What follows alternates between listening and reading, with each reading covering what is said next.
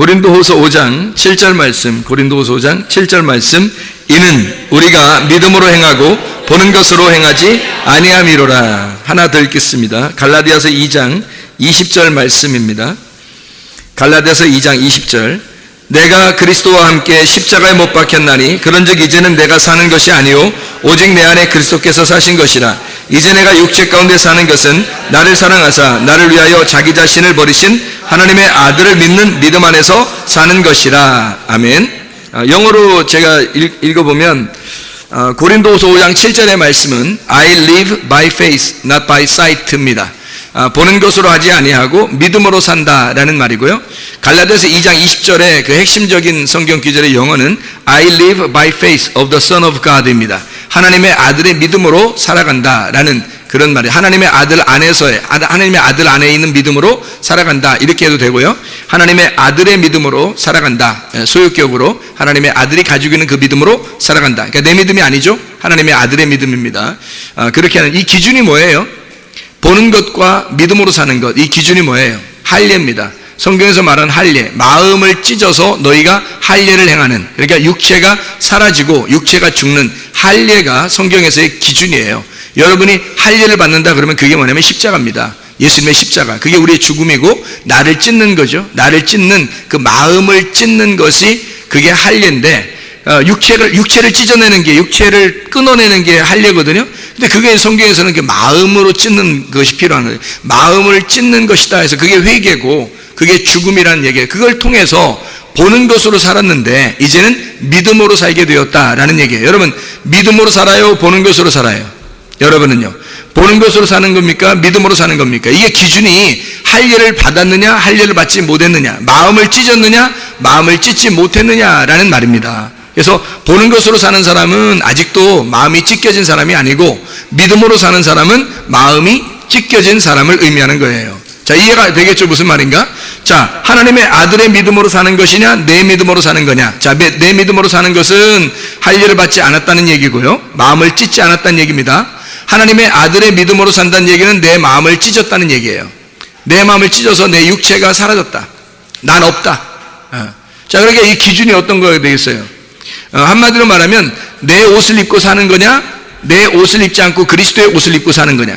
자, 내 눈을 뜨고 사는 거냐, 그리스도의 눈을 가지고 사는 거냐. 이게 할례를 기준으로 해서 할례를 받기 전과 할례를 받은 후의 삶을 이야기하는 거라는 거죠. 그러니까 너 진짜 영적으로 소경이냐, 아니면 영적으로 눈을 뜬 자냐, 영적으로 어둠에 있는 자냐, 영적으로 빛을 보는 자냐 라고 하는 것은 할례를 받았느냐, 할례를 받지 못했느냐라는 얘기예요. 그 할례가 뭐라고요? 육체를 끊어내는 거라고요. 여러분, 육체의 일이 성경에 나오는데 갈라디아서 5장 19절부터 21절까지 육체의 일에 대한 이야기가 나옵니다. 물론 죄에 대한 이야기들이 성경에 많이 나오는데 육체라고 해서 그걸 나누어가지고 구분해서 설명하려고 하는 게 갈라디아서 5장에 나오는데요, 그게 육체의 일에 대해서 나오고 그 다음에 바로 이어서 성령의 열매에 대한 이야기가 나와요. 그러니까 육체와 성령은 완전히 반대란 얘기죠. 하나님의 성령이 우리 안에 들어오면 육체의 일을 제거해버린다는 거죠. 성령이 안 들어오면 육체의 일이 제거되지 않았기 때문에 육체의 일을 살아갈 수밖에 없어요. 근데 그것을, 육체를 끊어내지 않으면 우리는 거듭난 게 아니고 예수님의 첫째 부활에 동참한 사람이 아니고 할례를 받기 전이니까 우리는 보는 것으로 살아갈 수밖에 없는 거예요. 내 믿음으로 살아갈 수밖에 없는 거예요. 그 사람들은 자기가 소경인지도 모르고 자기는 눈 떴다고 생활하는 거예요. 자기는 눈 뜬 자인데 하나님 보실 때는 눈 감은 자고요. 그렇게 살아간다는 겁니다. 자기의 기준, 판단을 가지고 선악과를 먹고 그렇게 살아가는 거예요. 자기 눈 떴다고 생각하고. 그런데 예수 그리스도께서는 우리에게 성경에서는 뭐라고 말하냐면 믿음으로 살아야 된다, 보는 것으로 하는 것이 아니다, 믿음으로 살아간다. 다시 말하면 너 없어져야 된다는 얘기고, 네 육체가 끊어져야 된다는 얘기고, 네 마음의 할례를 받아야 된다는 얘기예요.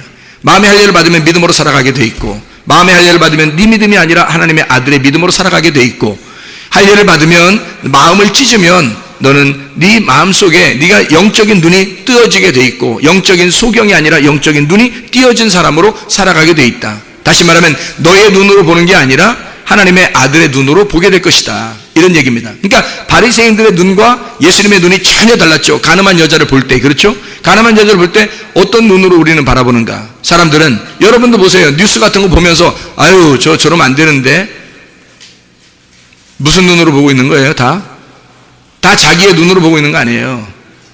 하나님은 그 사람의 아버지로, 하나님은 그 사람의 아버지로 눈으로 보고 있는 거란 말이에요. 아버지가 용서하지 못할 아들은 없는 거예요. 여러분 생각해 보세요. 아버지가 용서하지 못할 딸은 없는 거예요, 여러분. 이해가 돼요? 하나님 아버지의 눈으로 우리가 보느냐, 그 믿음으로 우리가 살아가느냐, 아니면 내 눈으로 보고 내 눈으로 살아가고 있느냐, 이건 굉장히 차이가 있습니다. 땅과 하늘의 차이예요. 그렇죠? 이게 구원받기 전과 구원받은 후의 차이란 말이에요. 이걸 할례받기 전과 할례받은 후의 차이라고 얘기하는 거예요. 그러니까 사람들이 늘 자기 판단으로, 자기 기준으로 살아가죠. 근데 소경들은 어떻게 된다고요? 다른 사람이 보인다, 안 보인다? 안 보인다. 누구만 보인다? 나만 보인다. 소경은 나만 보이는 거야. 그래서 하나님 말씀을 듣는 사람은 자기만 보이는 거예요. 자기가 보이니까 자기가 죄인임을 깨달았어. 내가 옷을 벗었음을 깨달은 거예요. 자기만 보이니까. 그러니까 아버지가 덮어줄 때까지 기다리는 거 아닙니까? 이해가 돼요? 자, 영적인 소경 되지 말고 영적으로 눈을 뜬 자가 되시기를 바랍니다. 예수 그리스도의 눈으로 살아가시기를 바랍니다. 자기의 눈으로 살지 말고 하나님의 눈으로 살아가셔야 된다, 그런 말입니다. 할례를 받아 마음을 찢고 살아가셔야 된다. 육체로 살아가지 말고 마음을 찢어서 살아가야 된다. 그러면 하나님의 성령의 열매를 맺게 되어 있다는 얘기입니다. 이해가 되시겠죠?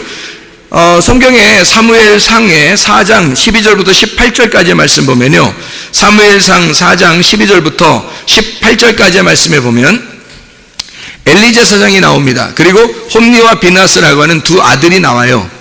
이 사람들이 블레셋 군대에게 언약궤를 뺏기는 장면이 나와요. 홈니와 비나스가 양쪽에 언약궤를 붙들고 있었는데, 그런데 언약궤를 뺏겼어요. 블레셋 군대한테 뺏긴 그 소식을, 그리고 홈니와 비나스는 죽었습니다.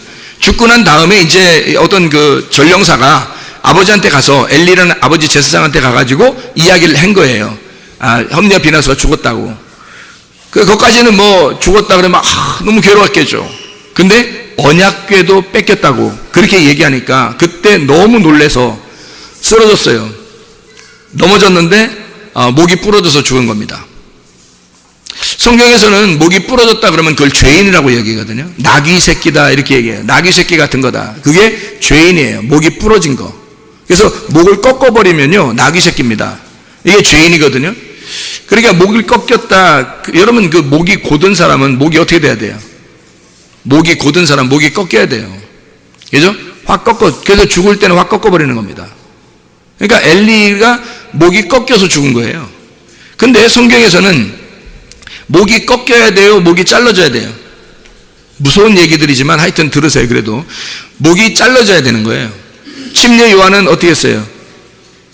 목이 잘라졌죠? 율법에 있어서 완전한 자였는데 그가 목이 잘라졌어요. 목이 잘라지니까 더 이상 침례 요한이 머리가 아니고 예수 그리스도가 그 다음부터 일을 하게 되니까 예수님의 머리가 된 거예요. 그러니까 침례 요한이 바뀌어서 예수님의 머리가 된 거란 말이에요. 그래서 침례 요한이 가고 그 다음 침례 죽자마자 바로 예수님이 일하기 시작했다. 그래서 목이 잘려나가야 된다. 요한계시록의 20장의 4절에 보면 거기에 천년왕국의 천국에 있는 사람들은 어떤 사람이라고요? 목이 부러진 사람, 목이 잘린 사람, 목이 잘려진 사람, 목 잘려진 자들만 하늘나라에 이제 왕이 되는 건데, 다스리는 사람이 되는 건데요. 하나님의 통치, 하나님의 다스림, 그걸 뭐라 그래요? 천국, 우라노스 바실레이아라고 그랬죠. 하나님의 통치, 하나님의 왕권, 하나님의 다스림. 그러려면요, 여러분 자신들을 다스리는 건 여러분이 머리가 아직 살아있다는 얘기고, 머리가 잘려나가면 머리가 그리스도의 머리로 바뀌는 거예요. 그러면 이제 우리는 하나님의 통치가 있는 거고 나 자신이 천국이 되는 겁니다. 근데 목이 꺾여지면요, 이렇게 툭 꺾여지면은 목이 아직 달랑달랑 붙어 있어요. 아직도 내 머리란 말이에요. 목이 붙어 있기 때문에 아직도 내 머리란 말이에요. 내 머리가 아직도 있는 거예요. 내 머리가 아직도 붙어 있는 거잖아요. 그러면 안 되는 거죠. 그게 죄인이란 말이에요. 그게. 그러니까 이게 목이 잘려져 나가서 머리가 바뀌어야 되는 거예요. 그걸 구원이라고 그렇게 해요. 성경에서는 거듭남, 첫째 부활에 동참했다. 예수 그리스도의 머리로 바뀌었다. 그래서 창세기 1장 1절 첫 번째 단어가 뭐라고요? 베레시트라고요. 베레시트. 이 베레시트라고 쓴 말은 이게 뭐가 어근이라고요? 로시가 어근. 로시가 어근인데 이 로시라는 말이 머리라는 단어예요. 우두머리. 그러니까 성경 전체에서 가장 첫 번째 쓴 단어가 머리라는 단어예요. 머리. 그럼 머리가 왜 머리를 썼을까?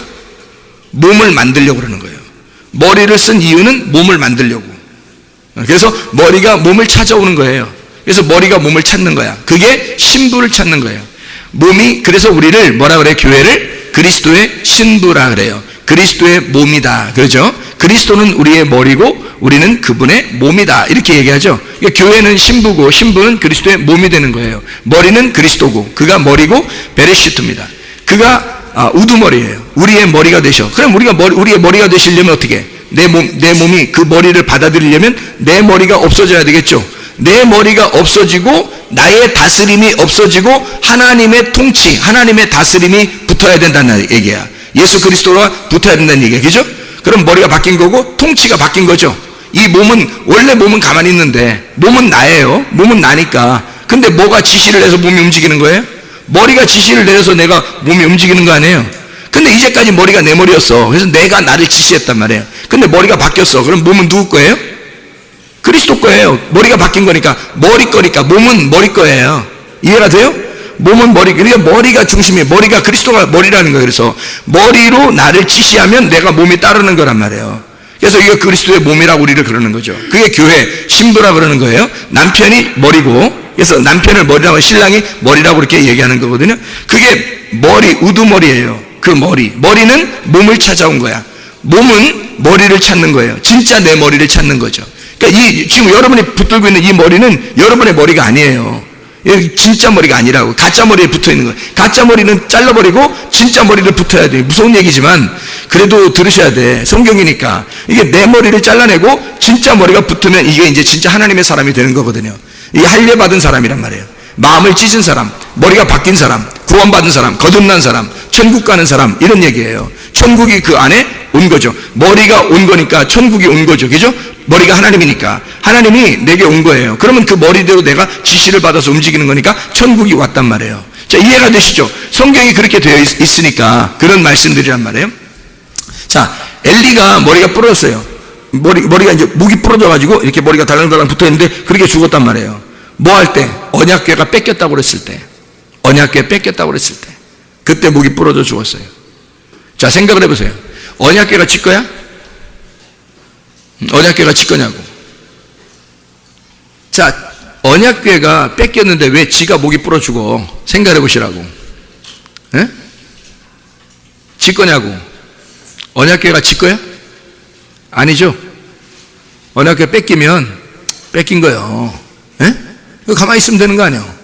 근데 거기 보니까, 성경에 보니까 사무엘상 4장 12절부터 18절까지 보니까 이 사람이 돼지 같아서, 돼지라, 그게 놀래서 돼지라 넘어져서 죽었대요. 그렇게. 그러니까 언약궤 뺏겼다는 얘기가, 타이밍이 딱 그렇게 얘기가 들릴 때 돼지라, 이게 너무 살이 너무 쪄가지고 돼지라 이게 탁 넘어졌는데 이게 목이 부러져서 죽었대요. 그렇게 나와 있어요. 돼지라고. 그러니까 돼지, 이게 아니라 살쪘다 이렇게 나와요. 살쪘다. 이 살쪘다는 말이요, 무겁다는 말이거든요. 그러니까 몸이 무겁다는 말이에요. 이상하다. 나 얘기하는 건가? 뭐 이렇게 하지 마시고 하긴 몸도 좀 가볍게 이렇게 가볍게 교회를 이렇게 자꾸 나오셔야 되는데, 이 무거워가지고 자꾸 이게 무거워서 교회도 못 나오고 이런 사람이 있으면 안 돼요. 그러니까 이 사람이 몸이 무거운 거야. 이 무겁다라고 하는 그 단어가 있는데, 그 무겁다는 단어를 썼는데요, 살이 찌고 무겁다, 이게 카베드입니다. 카베드. 이 카베드라는 말이 무겁다, 살쪘다 그런 말이에요. 그래서 살쪄가지고 무거워서 돼지 같은 놈이라 이게 넘어져서 목이 부러져 죽었다는 카베드인데요. 이 원래 카베드가 카바드에서 나온 거예요. 카바드. 이 카바드라고 하는 단어가 무거운 짐, 영광이라는 단어입니다. 영광, 카바드. 그래서 이 카바드라고 하는 게 영광 이런 거거든요. 그러면 이 사람이 뭐가 이렇게 살이 쪄가지고 무거워서 그렇게 목이 부러져 죽을 정도야? 무거운 짐을 진 거예요. 무거운 짐을 졌는데, 이 사람이, 무거운 짐 진 사람은 다 어떻게 돼야 돼? 죽어야 되죠? 무거운 짐 진 사람은 죽어야 돼. 그게 영광이야. 죽는 게 영광이라고. 이 사람은 죽어야 된다고. 이 사람은 마땅히 죽을 사람이라고. 그래서 죽어야 되는 거라고. 그래서 카바드, 죽는 자. 이게 무슨 살이 찌는 거예요? 이게 자기 영광으로 가득 찬 거야. 자기 영광으로. 그래서 자기가 사람들한테 굉장히 막 사람들이 칭찬해주고 잘해준 거야, 이 사람을. 얼마나 많이 처먹어도 됐으면 이게 그렇게 살이 쪘겠어요. 생각해보세요. 넘어져가지고 이 목이 부러져 죽을 정도로 이게 살이 찐 거야, 이게. 이 사람이. 사람들이 잘해준 거예요. 이 사람이 40년 동안을 이 사람이 다스렸거든요. 이 사람이, 엘리가 40년을. 근데 40년 다스리는 동안에 아무 문제가 없었어요. 아무 문제가. 그 말은 뭔지 알아요? 평안했단 말입니다. 평안했다. 근데 이게 진짜 평안이 아니라 가짜 평안. 그냥 사람들한테 잘해준 거야. 그냥 사람들한테 잘해준 거야. 지금으로 말하면 장로님 눈치 잘 보고 집사님들 눈치 잘 보고 잘 이렇게 해준 거야. 같이 먹을 것도 많이 사다 먹고 그러면서 막 이게 막 먹여주면 좋아하잖아요. 많이 먹이면 좋은 영도력을 가진 거잖아. 그래서 자꾸 뭐 먹여주고 그런 거야. 그래서 장로님, 집사님 하면서 잘 이렇게 막 잘 다스려준 거야. 목양한 게 아니고 자기가 살찌면서 목양한 게 아니라 자기가 살찌면서 목회를 한 거예요. 목회. 그러니까 한마디로 말하면 그러니까 돼지 같은 비둔한 미련한 어둠이 있는 그런 목사란 말이에요. 그런 사람. 근데 교회는 평안한 거야. 아무 문제가 없어요. 사람들이 다 존경하고. 왜 그럴까? 갈라디아서 1장 10절의 말씀입니다. 내가 사람에게 좋게 하랴 하나님께 좋게 하랴. 내가 사람의 기쁨을 구하는 것이면 하나님의 종이 아니라는 거죠. 엘리는 하나님의 종이 아니었습니다. 사무엘상 4장에 나와 있는 이 엘리는요 하나님의 종이 아닙니다. 왜 하나님의 종이 아니냐면, 그러니까 저는 이게 사람들한테 한번 물어보고 싶은 거예요. 당신은 정말 하나님의 종이냐 아니면 사람의 종이냐? 사람의 눈치를 보고 사는 사람이냐 아니면 하나님의 눈치를 보고 사는 사람이냐? 물어보고 싶어요. 진짜로. 아마 모든 사람들을 다, 목사라는 사람들 다 데려다 놓고 다 물어봐서, 제가 물어보는 게 아니라 하나님이 만약에 물어본다면 진짜가 몇 명 나올까? 여러분, 진짜 몇 명 나올까? 이 나라를 다스리는 엘리 제사장의 그 나라를 다스리는 그 영도력은요 40년 동안 평안했습니다. 아무 문제 없었어요. 어느 정도냐면요, 자기 아들들이 진짜 못된 놈들이었거든요. 아들들이. 근데 나라를 얼마나 잘 다스렸냐면, 사람들을 얼마나 구워 삶아놨냐면요, 자기 아들들이 불량한 사람이에요. 사무엘상 2장 17절 22절에 나와 있는 말씀인데요, 사무엘상 2장 17절 22절에 나와 있는, 다시 말하면 거듭나지 못한 불량한 사람들이, 거듭나지 못한 불량한 아들들을 가지고 있는데도 사람들이 욕하지 않아요. 이 엘리한테 대들지도 않고요. 그 말은 그만큼 정치를 잘했다는 얘기입니다. 사람들을 잘 다스렸다는 얘기예요. 그렇죠? 이거는 하나님의 종으로서가 아니라, 목사들이요 사람 눈치 잘 보면서 진짜 사업적으로 잘하는 사람 많습니다. 그렇지 않나요? 여러분 잘 모르죠? 목사 세계는 목사들이 아니까. 그렇게 정치를 하는 그런 불량한 아들을 둔 그런 목사였단 말이에요. 그런데도 아무도 대들질 않아요. 왜냐하면 정치를 너무 잘해서. 장로님들한테 너무 잘한 거예요. 집사님들한테 너무 잘하는 거예요. 그러니까 목사를 욕하는 사람이 없는 거야. 부드럽게 설교도 막 부드럽게 잘 해주는 거예요. 좋은 얘기를 잘 해주는 거예요. 더 좋아하죠, 사람들이. 나라 전체가 이 사람을 존경하는 거예요. 나라 전체가. 그런 사람이었단 말입니다. 이게 엘리예요. 근데요, 딱 특징이 나와 있습니다. 뭐라고 특징하면 사무엘상 3장 2절에 눈이 어두웠다 이렇게 돼 있어요. 엘리가 눈이 어두웠다. 아, 나이가 많아서 눈이 어두웠는가 보다 이렇게 생각할 수 있겠지만, 여러분 영적인 눈이 어두워진 겁니다. 눈이 어두웠는데 4장 12절부터 18절에 엘리가 눈이 어두워 더 어두워졌다 이렇게 돼 있어요. 그 말은 어두워진 것이 점점 강해졌다는 얘기입니다. 더 어두워졌다는 얘기예요. 사무엘상 3장에 눈이 어두웠는데 사무엘상 4장에 더 어두워졌다는 거예요. 그래서 사무엘상 3장에 보면은 뭐라고 되어 있냐면요, 하나님의 이상과 환상이, 하나님의 그 이상이 전혀 보이지 않더라. 다시 말하면 엘리라고 하는 이 사람에게는 하나님이 얘기를 한 번도 해본 적이 없어요. 엘리라는 이 사람에게 하나님이 얘기를 해본 적이 없다고요. 40년 동안 목회 생활하는데 하나님께서 그에게 말씀을 주신 적이 없어요.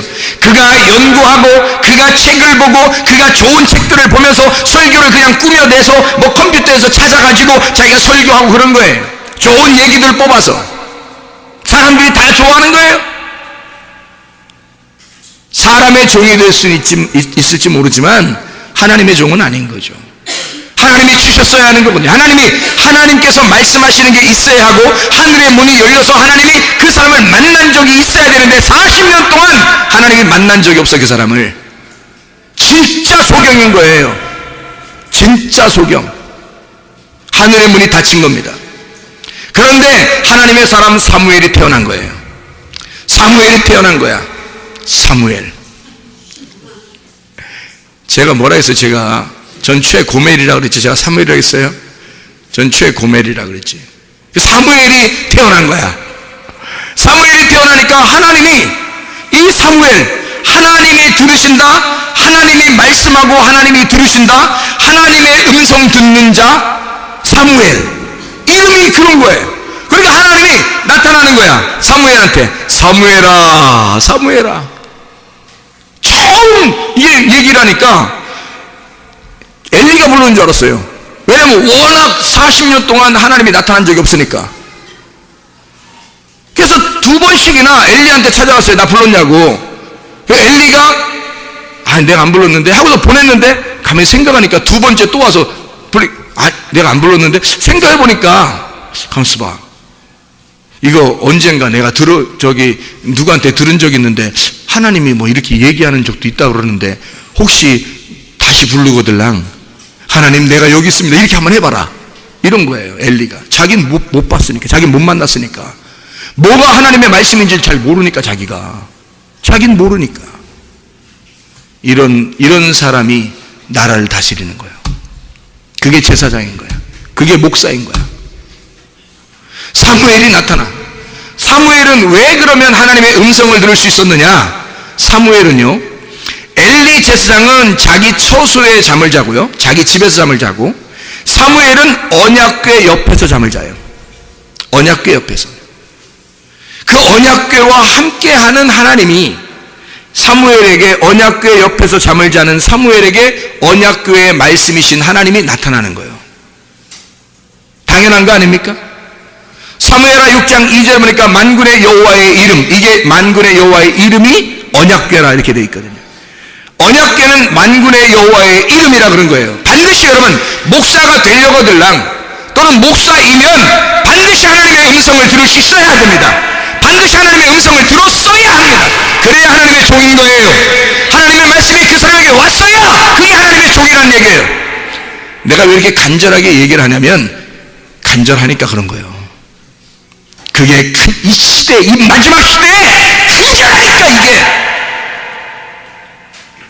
그런 사람이 많지 않으니까.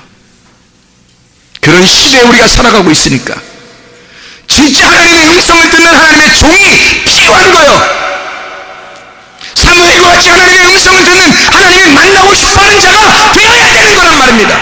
진짜 할례 받은 자, 진짜 말씀과 함께 동행하려고 하는 자, 하나님의 말씀과 같이 있는 자, 그런 사람이 필요한 거예요.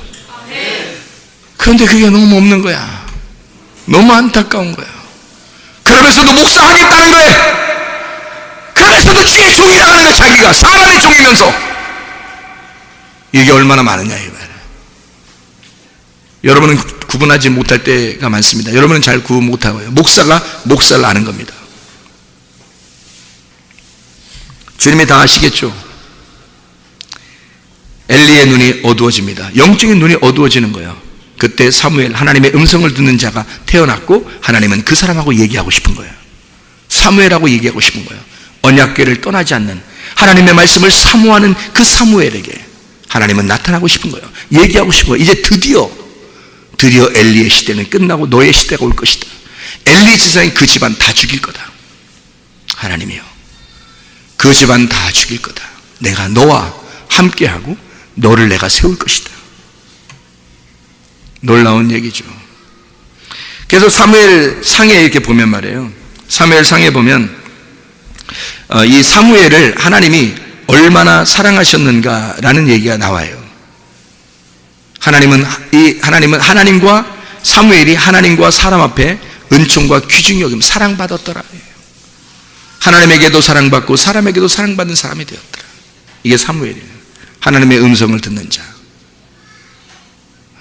하나님 그런 사람과 함께 하십니다. 그럼 비느하스, 홈리와 비느하스가 있잖아요. 엘리 제사장의 아들들 있잖아요. 원래 제사장을 이어받으려면 누가 받아야 돼요? 홈리와 비나스가 받아야 되거든요. 그런데 그 사람들은 언약궤 옆에 지키고 있었는데 죽여버린 거예요, 하나님이. 원래 불량한 자니까, 불량한 사람이니까 죽여버렸다? 그렇죠. 불량한 사람이니까 죽여버렸는데 그들은 하나님의 사랑받는 자가 아니었단 말이에요. 잘 생각해 보시라고요, 여러분. 언약궤하고 함께 있는데 왜 죽어요? 언약궤하고 함께 있는데 생각을 해 보시라고. 하나님이 싫어했던 거예요. 하나님이 싫어하는 사람이 언약궤 옆에 있으면 죽인다고요. 왜 그러냐면 이런 거예요. 하나님이요. 여러분 이제 하나님이 우리를 뭐라고 하냐면 요한복음 15장에 12절부터 17절에 하나님 우리를 뭐라 그래요? 친구라 그랬는데, 친구라고. 친구는 뭐 하는 걸 친구라 그래요? 뭐 하는 걸 친구라 그래요? 예, 성경적으로 친구는 비밀이 없을 때 친구예요. 남편과 아내가 어떤 관계가 돼야 가장 잘 사는 거라겠다고요? 친구 관계가 돼야 가장 잘 사는 거라고. 그럼 남편과 아내가 서로 비밀 있으면 돼야 안 돼요? 비밀 있으면 안 되겠죠.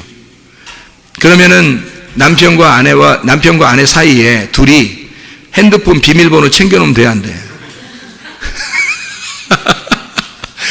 이상한 거죠? 이상한 거예요. 남편과 아내 사이는 비밀번호가 없어야 되는 거죠. 그렇죠? 그러니까 서로 비밀번호가 있다는 얘기는 좀 안 좋은 거죠. 질이 안 좋은 거예요. 그죠? 예. 그리고 또 더 안 좋은 거는 비밀번호 채운 것도 더 안 좋지만 문자를 누구한테 보내고 이거를 삭제하는 거예요. 아, 이거 뭐 감당 못하는 사람이죠, 이거. 예. 이러면 이제 끝난 거예요. 이러면 끝난 거야. 이건 뭐 둘의 관계는 이미 친구가 아닌 거죠. 원수인 거죠. 여러분 진짜 이웃, 진짜 친구가 되려면요, 그 주님과 우리의 관계가 그런 관계인데, 그 진짜 친구라는 얘기는 비밀이 사라졌을 때, 비밀이 없을 때. 비밀이 없다는 얘기는요, 감추어진 것이 드러났다는 얘기예요. 숨긴 것이 없다는 얘기야.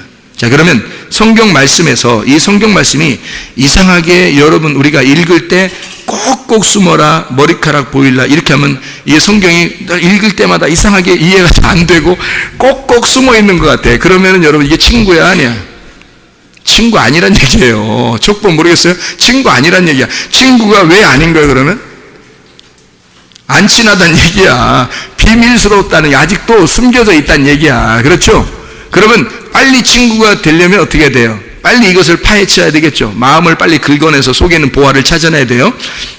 막 찾는 거야, 그죠? 구하고 찾고 두드리고. 그래서 그렇게 하다 보니까 어디로 나왔어요? 어느 교회로 나왔어요? 성문교회로 나왔단 말이에요. 그래서 구하고 찾고 두드리고 있단 말이에요, 여러분이. 그랬더니 막 이게 속에 있는 게 막 드러나요, 안 드러나요? 속에 있는 게 막 드러난단 말이에요. 그러면 이제 여러분이 이제 비밀이 점점 없어지기 시작하는 거예요. 점점 비밀이 파헤쳐지기 시작하는 거예요, 그죠? 그럼 비밀이 파헤쳐지기 시작하면 하나님하고 이제 친해져, 안 친해져? 친해져. 그러니까 하나님 마음을 열고 하나님 마음을 찢고 그 안을 보기 시작하는 거예요, 이제. 자, 이해가 되겠죠? 그래서 자기 마음을 찢고 자기의 마음 속을 보여주기 시작하는 거예요, 우리한테. 그러니까 이 하나님 말씀을 우리에게 보여주기 시작한단 말이에요. 그러면 이제 뭐가 되는 거야? 친구. 가장 친구는 누구라고요? 신랑과 신부라고. 그래서 부부가 되는 거란 말이에요. 주님과 부부된 사람들은 비밀이 없는 거야. 둘이 친구 된 거야. 이해가 되겠어요? 그러면 여러분, 친구가 아닌 사람이 집에 이단이 갑자기 왔어요. 초인종 누르고 이단이. 아니면은 지나가던 사람이 갑자기 그 초인종 누르고 뭐 라면 끓여달라고 그러고 밥 좀 있냐고 그러고. 그럼 이제 너무 불쌍해서 밥을 먹여줬어요. 그 다음날 또 와. 그럼 또 너무 불쌍해서 라면 끓여줬어요. 그 다음날 또 왔어. 왜 자꾸 오세요? 또 와. 또 오더니 이제는 안 가려고 그래.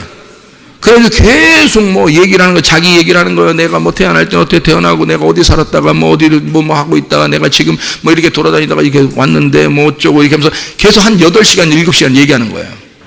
그러면 여러분 같으면, 물론 마음이 좋아서, 마음이 넓어서 용납할 수 있겠지만, 글쎄, 여러분 그게 쉬운 일인가요? 매일 그런 식으로 한다면?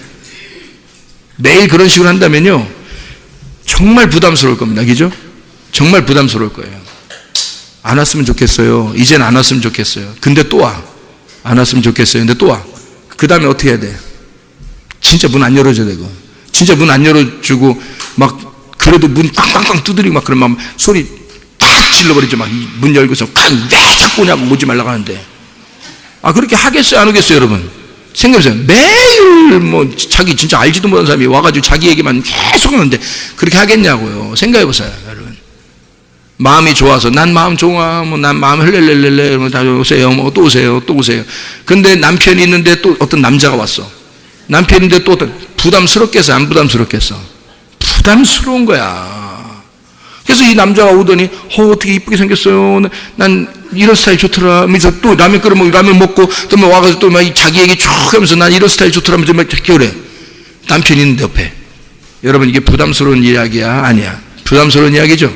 자기가 모르는. 근데 남편하고 아내하고는요.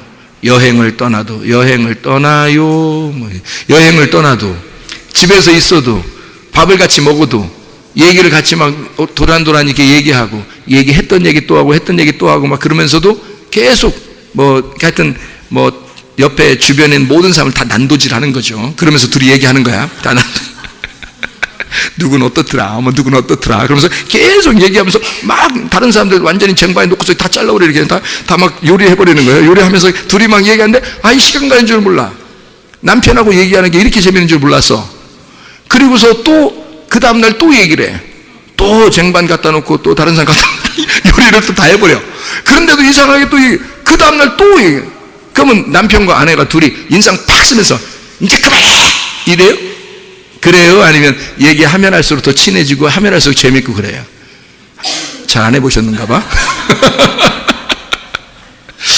이게 잘 이해가 안 되시는가 봐, 이게. 이제 이해가 가야 내년도 그러는데. 이게 보세요. 이게 진짜 친구 같은 남편과 아내가 둘이 얘기하면 얘기할수록, 도란도란 얘기하면 얘기할수록 더 친해지고, 더 재밌고, 그렇단 말이에요.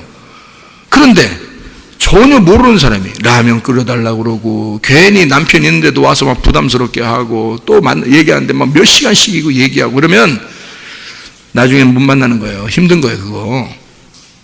하나님이 우리를 친구라고 그럴 때는요, 친구라 할 때는 친하니까 얘기하는 거야. 난 너랑 친하고 싶어. 나는 너랑 친구가 되고 싶어. 내가 너를 친구라고 부를 거야.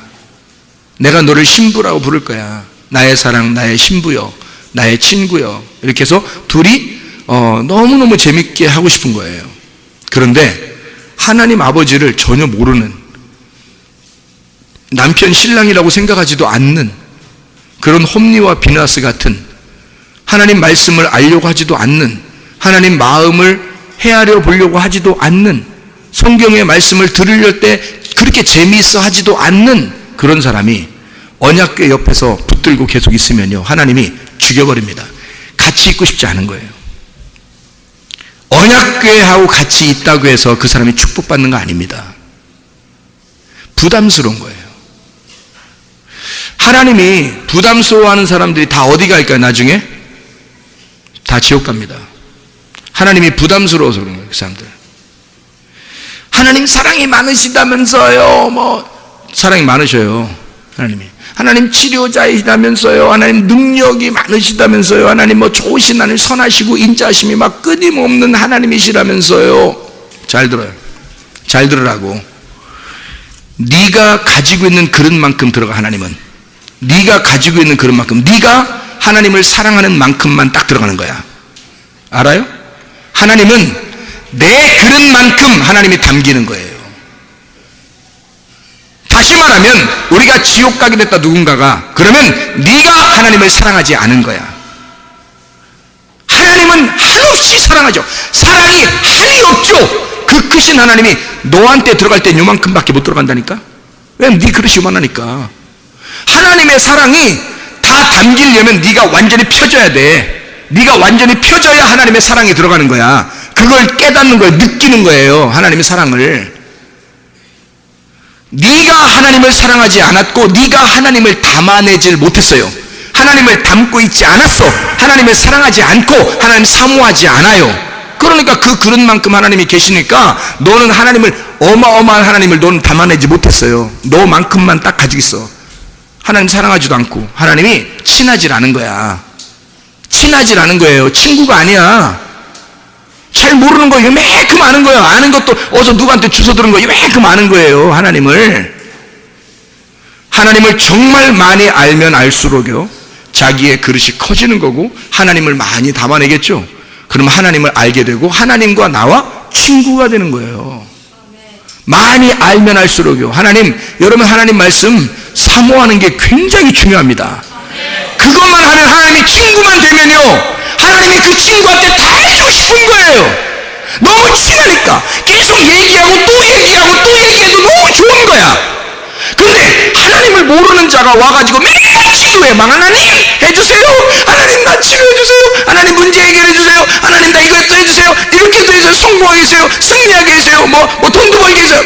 하나님이, 너는 나를 사랑하지도 않으면서, 나하고 친하지도 않으면서 매일 라면 끓여달라고 그러고 매일 밥 해달라고 그러고 와서, 나 부담스러워. 너 홈리와 비나스 알지? 언약궤하고 옆에 이렇게 누가 죽여? 너 죽여. 네가 자꾸 나 부담스럽다. 네가 참 부담스러워. 네가 아는 만큼 나는 너의 것이야. 네가 아는 만큼, 네가 나를 담아낸 만큼 네가 나의 사랑을 받는 거야. 하나님은 한없는 사랑을 가지고 있다니까요. 하나님은 한없는 구원을 가지고 있고 하나님은 어마어마하신 말씀이십니다. 그 천국을 네가 가지고 있는 만큼만 누리는 거예요, 여러분. 그러니 내가 이 말씀에 목숨 바치지 않겠냐 이 말이요. 내가 이 말씀을, 이 하나님을, 이 천국을 내가 받으려고 내가 최선을 다하지 않겠냐 이 말입니다. 그거예요. 그러면 친해지는 거야. 하나님의 마음을 알게 되는 거야. 하나님 그렇구나, 하나님이 이러신 분이었구나, 하나님이 이러신 분이었구나 라고 깨달아지는 거예요. 마음이 깨달아지는 거야. 깨달아지는 게 뭐예요? 깨달아져요. 그 깨달아진다는 게 몸과 마음으로 깨달아지는 게 동침이란 말입니다. 동침. 이게 안다라는 말이에요. 그래야 하나님을 내가 비로소 아는 거예요. 그걸 요한복음 6장에서는 뭐라고 되냐면 살과 피를 먹고 마신다 이렇게 되어 있는 거예요. 그러면 너 영생한다. 살과 피를 먹고 마시면 어떻게 돼요? 생각해봐. 또 살 뜯어먹고 또 이런 생각하지 말. 그런 게 아니라 살과 피라고 하는 게 이게 진짜 예수님이라는 얘기고, 조상들이 먹었던 떡은요, 만나, 광야에서 먹었던 떡 만나란 말이에요. 떡으로만 살 것이 아니에요. 그 말은 율법, 그 율법이라는 만나, 그거로만 살 것이 아니에요. 살과 피, 이게 실제라면 진리로 살 것이다 이 말이고, 이 진리라는 예수 그리스도를 네가 뜯어 먹었어. 이게 진짜 양식임을 먹었어. 그러면 네 속에 들어가 너의 살이 되고 너의 피가 될 것이라는 말입니다. 너의 살이 되고 너의 피가 되니까 그게 그 말씀과 그 진리의 말씀과 네가 하나가 된 거지. 그러니까 살아가는 거예요. 그리스도를 살아가는 거야. 그게 살과 피를 먹었다는 얘기거든요. 그러면 영생한다, 영원히 산다라고 성경에 기록되어 있잖아요. 그게 어떻게 뜯어먹어? 그 말씀이신 예수님은 어떻게 살과 피를 뜯어먹겠냐고, 그 진리를 어떻게 뜯어먹겠냐고. 그걸 내가 몸과 마음으로 알아, 깨달아서 먹어서 이해가 됐을 때 하나가 된 거란 말이에요. 그게. 그러니 말씀을 배워야 되죠. 말씀을 알아야 되죠. 여러분이 구하고 자꾸 두드려야 되죠. 천국인데 그게 하나님인데, 그거를 내 그릇에 담으려고 최선을 다해야 되는 거 아닙니까? 그게 말씀 알으라는 얘기예요. 굉장히 중요한 얘기입니다. 사람들이 그냥 말씀 듣고 오고 가면, 그런 말씀 듣고 오고 가는, 그냥 원래 그렇게 살았으니까 그런 줄 아는 거예요. 그거는 사람이 떡으로만 살 것이 아니고 거기에 해당된 사람이야. 주님의 입으로 나오는 그 말씀으로 살아가야 되는데, 살과 피를 먹고 마셔야 되는데, 그게 영생인데, 조상들이 내려와 하늘에서 주셨던 그 만나, 그냥 그거 먹고 사는 거예요. 그거 죽어요. 그거 먹고서도. 그거 먹고도 죽었다. 요한복음 6장에 말씀하는 겁니다. 그러나 주님이 주시는 생명의 떡, 살과 피는 그거 먹으면 영생하는 거예요. 그거 먹고 우리가 천국 가고, 그거 먹고 우리가 지금 천국을 살아가야 되고, 그거 먹고 예수님 하나님하고 우리가 친구가 되는 건데 말이에요. 친구 안 됐는데 옆에 언약궤 옆에서 막 붙들고 있어, 언약궤를. 부담스러운 거지. 하나님이 너는 나를 사랑하지도 않고, 너는 나의 살을 먹지도 않고 나의 피를 마시지도 않는데, 그런데 너는 하나님한테 다 해달라는 거야. 이것도 해주세요, 저것도 해주세요. 부담스러운 거죠. 네가 좀 옆에 없으면 좋겠나. 제발 그런 기도 좀 하지 마라 그거죠, 하나님이.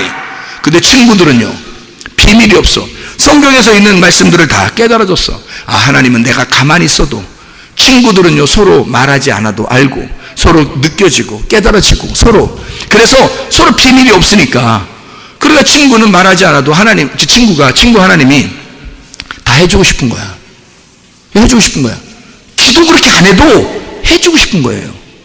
그런 사람이 그게 사무엘이라니까요. 하나님의 음성 듣기, 하나님의 음성을 들은 자, 하나님은 말씀하시고 하나님은 음성을 듣는 자, 하나님이 말씀하시는 걸 하나님의 음성을 듣는 자, 사무엘 그 듣는 자가, 하나님의 음성을 듣는 자가 하나님하고 친하니까, 하나님이 그 사람 가만히 있는데 그냥 잠을 자고 있는데, 언약궤 옆에서 그냥 잠을 자고 있는데 하나님이 그 사무엘이 너무 좋으니까 그냥 나타나는 거야. 사무엘아 얘기 좀 하자.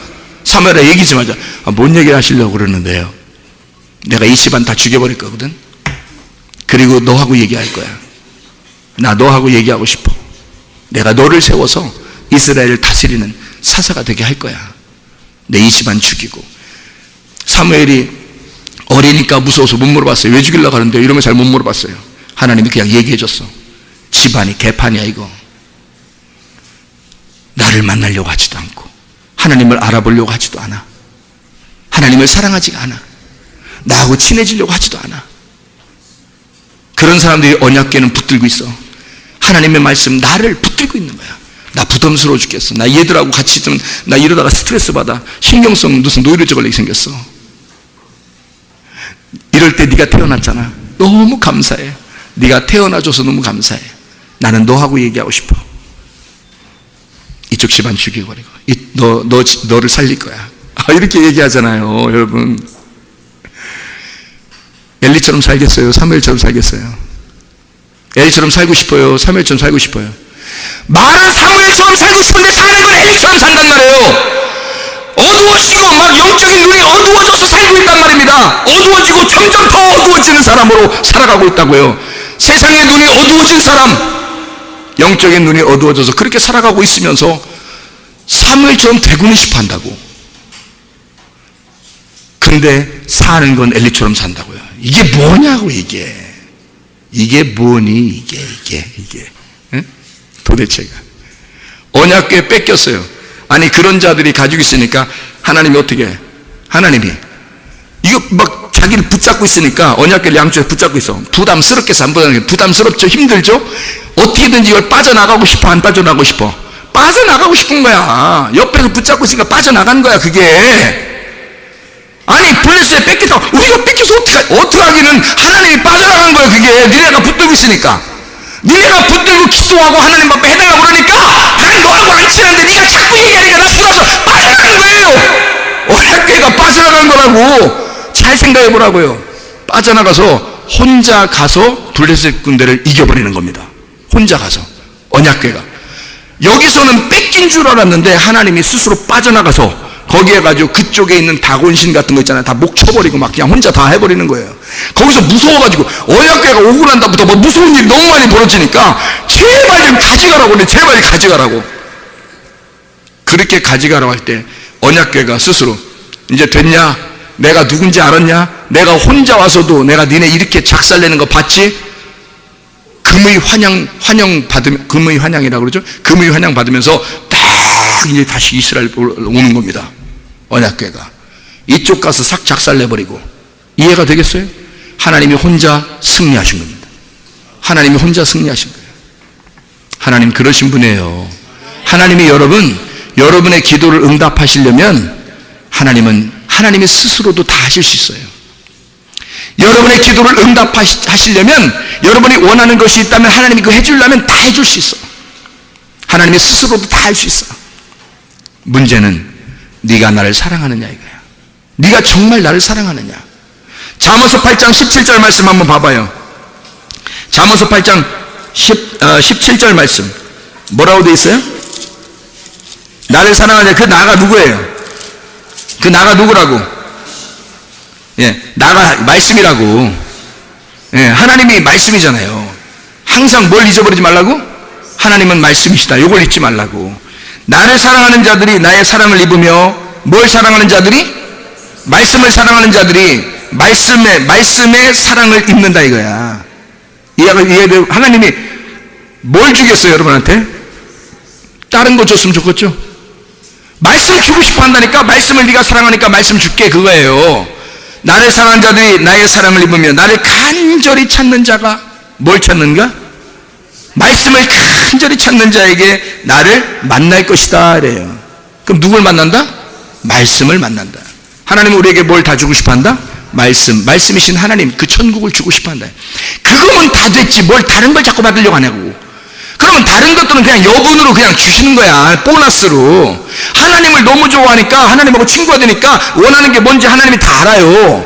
먼저 다 안다고. 신부이 원하는 걸 신랑이 왜 모르냐고. 둘이 친구인데, 비밀이 없는데, 그러니 다 안다고요. 그래서 신부가 원하는 걸 신랑이 다 알고 미리미리 다 챙겨준다고요. 그게 신랑이지. 생각해 보세요. 그게 신랑과 신부의 관계죠. 그렇게 잘 안 해보셔서 그게 뭔 말인가? 그래요? 이게 그렇게 안 해보셔가지고, 신랑이라는 건 왜 있는 거냐면요, 신부가 원하는 게 뭔지를 알고 미리 다 챙겨놓는 거예요. 그게 신랑이 있는 이유예요. 신랑들이요, 있는 이유를 아시고 신랑하셔야지. 신랑은 뭐 하는 거라고요? 미리 다 알고 챙겨주는 거예요. 신부의 것을 미리 다 알고 챙겨주는 거야. 그러니까 신부가 신랑 걸 챙겨주는 거예요, 또 신랑이 신부 걸 챙겨주는 거야. 야, 지난번에 목사님이 그렇게 말씀하셨잖아요. 야, 너 정신 차려. 신부가 신랑을 잘해줘야지, 뭐 주인처럼 여겨야 되는 거야, 이렇게. 그럼 주인 같아야지.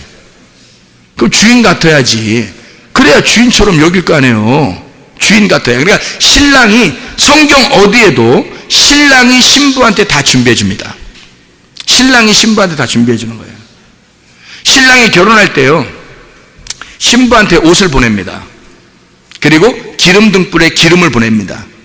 그래서 신랑이 보내준 기름의 등불을 켜고 있으란 얘기예요. 그게 신부가 신랑을 기다리는 신부의 모습이에요. 그리고 신랑이 준 옷을 입고 있어야 돼요. 그래야지 신랑이 올 때 신랑이로다 그러면 이제 그 신부가 그 등불 들고 그 신부의 옷을 입고 나가는 거예요. 그게 주님의 재림이란 말이에요. 여러분에게 오시는, 주님을 만나는 거, 주님이 주신 옷, 주님이 주신 등불을 가지고. 그러니까 신부가 주는 게 아니에요. 신랑이 다 준 거를 들고 있어야 되는 거예요. 그러니까 남자는 뭐 하는 거라고요? 신부의 것을 다 준비해 주는 자라고요. 미리미리 준비해 주는 자. 신부가 무슨 생각을 하는지를 미리 알고 준비해 주는 게 신랑이에요. 그게 남자라고요. 상남자. 하남자가 아니고 상남자, 중남자도 아니고 상남자, 이렇게. 무슨 말인지 알겠죠? 하나님께서 우리에게 어떻게 준비하시고, 우리는 그럼 어떻게 해야 돼? 하나님을 사랑하는 거예요. 주님을 사랑하고, 주의 말씀을 사랑하고, 주님을 간절히 찾는 거예요. 하나님 말씀을 간절히 찾고 있는 거예요. 그러면 그 말씀이 우리에게 자기를 주는 거예요. 아니, 생각해봐요. 직접 자기를 뜯어서 우리한테 줄 정도면 다른 건 안 주겠어요? 자기를 뜯어서 자기를 우리한테 줄 정도로 우리를 사랑한다면 다른 건 안 주겠냐고. 다른 건 너무 쉬워서 그래. 그런 건 너무 쉬운 거야. 하나님이 자기를 뜯어주는 게 가장 힘든 일 아니에요, 그죠? 자기가 하나님인데, 그 천국인데, 그게 전부인데, 그거를 뜯어주는 자가 다른 건 안 주겠냐고. 근데 우리는 뭐예요? 하나님 주지 말라는 거야. 하나님 같은 거 주지 말고 다른 것 좀 다 달라는 거야. 그거를 언약궤를 놓고, 언약궤가 만구의 여호와의 이름이니까 예수의 이름으로 좀 다 해달라는 거예요. 그래서 다른 걸 다 달라는 거예요. 이거 부담스럽죠? 그러면 홈리와 비나스처럼 어떻게 되겠어요? 하나님이 저리 꺼져. 저리 꺼져. 그리고 자기는 거기서 미끄러지듯이 쭉 빠져나온단 말이에요. 내 혼자 해야 되겠다, 일을. 너하고 같이 못하겠다. 나는 사무엘하고 같이 할 거야. 사무엘. 하나님의 음성을 듣는 자, 그 어린 사무엘하고 내가 같이 일할 거야. 하나님이 키우시는 거예요. 하나님이 그 언약궤 옆에서 키우시는 거라고. 여러분, 이렇게 하나님과 친구가 되는 사람이 있고요. 그러니까 하나님은 여러분 없어도 스스로 일하십니다. 잘 아시죠? 출애굽기의 14장의 13절 말씀 여러분 잘 아시잖아요? 출애굽기 14장 13절 말씀 잘 아시죠? 하나님은 스스로, 너희는 가만히 있어. 내가 하나님 때문에 알지어다. 내가 스스로 일할 거야. 너희들이 일하는 게 아니야. 내가 일할 거야. 그 하나님께서 일하시는 하나님이십니다. 사무엘상 4장에 17절의 말씀을 여러분 보면은 뭐라고 되어 있냐면요. 소식을 전하는 자가 대답하여 이르되 이스라엘이 블레셋 사람들 앞에서 도망하였고 백성 중에 큰 살육이 있었고 당신의 두 아들 홈니와 비나스도 죽임을 당하였고 하나님의 궤는 빼앗겼나이다. 이 사람들이 볼 땐 빼앗겼지만 하나님 어떻게 스스로 언약궤가 빠져나갔나이다 이거죠. 너희들은 빼앗겼지만 나는 너희들로부터 빠져나온 거야 말이죠. 그죠? 하나님이 스스로 일하기 위해서 빠져나오신 거예요. 무슨 말인지 알겠죠? 자, 언약궤는 누구와 함께 있어야 된다고요? 하나님과 친구, 하나님하고 친한 사람과 함께 있어야 된다고. 다시 말하면 하나님은 여러분하고 친하길 원하셔요. 같이 있길 원하십니다. 그런데 우리들이 하나님을 부담스럽게 여기고 여전히 하나님 안에서 살아가길 원하지 않고 말씀을 사모하지 않고 그냥 내 뜻대로 살려고 한단 말이에요. 내가 보는 것으로 살려고 한다는 거지. 믿음으로 살려고 하지 않고 내 믿음으로 살려고 한다. 하나님 믿음이 아니고 내 거로 자꾸 살려고 그런다 이거죠. 내가 보이는 것으로 살려고 그런다. 보이지 않는 것으로 사는 게 아니라 이상하지 않느냐 이거야. 하나님을 믿는다고 와놓고 다시 말하면 할례를 받지 못했다. 네가 마음을 찢지 않았기 때문이다. 네가 마음을 찢지 않았기 때문에 늘 이게 안 되는 거다. 너는 마음은 그렇게 생각할지 모르지만 안 되는 거다. 왜? 안 찢었으니까. 마음이 안 찢었으니까 그게 안 되고 있는 것이다. 왜 그럴까? 왜 난 안 될까? 왜 난 안 될까? 마음이 찢어지지 않았기 때문이다. 주님은요 우리에게 감추어진 보화이기 때문에 이것을 드러내려면 밭을 반드시 파내야 합니다. 여러분의 마음을 반드시 파내야 돼요. 그 파내려면 이게 찢어지는 거예요. 땅이 찢어지는 거라고. 땅이 뜯어지는 거란 말이에요. 그러면 그 속에서 밭에서 보화가 나타나는데 그 보화가 보아스, 그게 땅에 심겨진 씨란 말이에요. 그 씨가 속에 심겨져 가지고 너를 뚫고 지나가서 그 속에서 씨가 열매를 맺어 이 땅을 다시 뚫고 나와버리는 거예요. 이 땅을 뚫고 나와버리면 땅이 어떻게 된 거예요? 팍 뜯어져 버린 거죠. 이해가 되겠어요? 하나님은 어쨌든 우리를 갖다가 구원하실 때 어떻게 하냐? 너를 뜯어버리고 너를 죽여버리고 하나님이 구원하신다는 거야 우리를. 그래서 소경 만드는 겁니다. 소경 만드는 이유가 소경 만들어서 너를 죽여버리고 어둠 가운데 집어넣고 그리고 하나님이 너를 구원하신다. 눈을 뜨게 만든다. 하나님의 눈을 주려면 반드시 네가 가지고 있는 눈을 갖다 뽑아버려야 된다는 거야. 그리고 하나님의 눈을 다시 집어넣어 버린다는 거죠. 이게 순서라는 거예요. 그래서 소경이 나오는 거고 이 땅의 소경들은 다 그림자로 설명하려고 하는 것입니다. 성경에 나와 있는 소경은 진짜 의미는 이런 의미를 가지고 있는 거예요. 네가 보는 눈으로 보니까 사람들 어떻게 판단하지? 네 눈을 뽑아버려라. 그래서 소경이 되거라. 그럼 너만 바라보게 돼 있지. 너만 생각하게 돼 있지. 네가 옷 벗었음을 깨닫게 돼 있지. 그러니 다른 사람이 보이겠냐? 안 보인다. 그러면 그때서 너를 죄 없다고 할 것이다. 그럼 하나님께서 너를 다시 눈뜨게 해서 영적인 눈으로 하늘의 눈으로 보게 하는 그런 사람을 만들 것이다. 그런 말씀들입니다. 이게 오늘 요한복음 9장에 있는 31절 41절의 그 말씀입니다.